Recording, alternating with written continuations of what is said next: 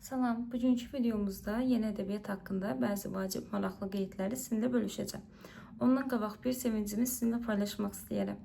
Deməli, əvvəlki abituriyentim, bugünkü müdavimim Əliyeva Rüqəyya dünən keçirilən MİQ imtahanlarında Azərbaycan dili və ədəbiyyat fənni üzrə ən yüksək nəticələrdən birini əldə etmişdir.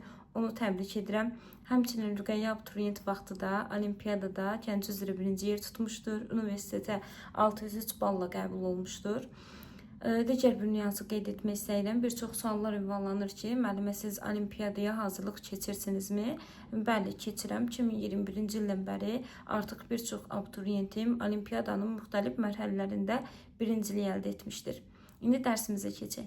Deməli, ədəbiyyatımızda 3 obrazımız var ki, bu 3 obrazın sevdiyi qadın obrazları var və onlardan rədd cavab alırlar. Bəs bunlar hansılardır, hansı əsərlərdir? Başlayaq Nəcəf bəy Vəzirovun Müsbət Fəxrəddin faciəsi ilə. Bu faciə 1896-cı ildə qələmə alınıbdır. Həmçinin bu janrın ilk örnəyidir, nəsrlə yazılıbdır. Deməli, burada Cahangir bəy monoloqunda müflisləşdiyini qeyd edir. Müflisləşmiş bir bəy obrazdır.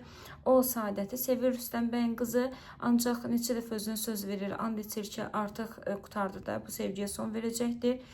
Ancaq hər gecə yarısı özünü orada gəzən tapırdı və bu sevgiyə görə özünü Məcnuna bənzədir.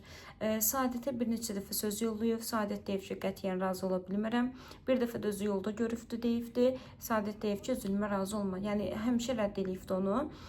Çünki Saadət kimi sevirdi? Fəxrəddini sevirdi. Sonra digər bir obrazımız Koroğlu dastanında Həmzənin Qıratı qaçırması qolunda və yaxud da Toqat səfəri Bolu bəydir. Bu qolda Bolu bəy həm hiyləgər, həm də igid adam kimi adı çəkilir. O Ərzincanda qoşun böyüyüydü. Bolu bəy də Hasan Paşanın qızı Dünya xanım istəyirdi. Bir neçə dəfə ona söz yollamışdı, amma Dünya xanım qətiyyən razı değildi. İti görüm, qurdu görüm, amma Bolu bəy görməyim deyirdi. Bəs niyə elçi yollamamışdı Bolu bəy? Çünki bilirdi ki, Hasan Paşa qızlarını çox istəyir.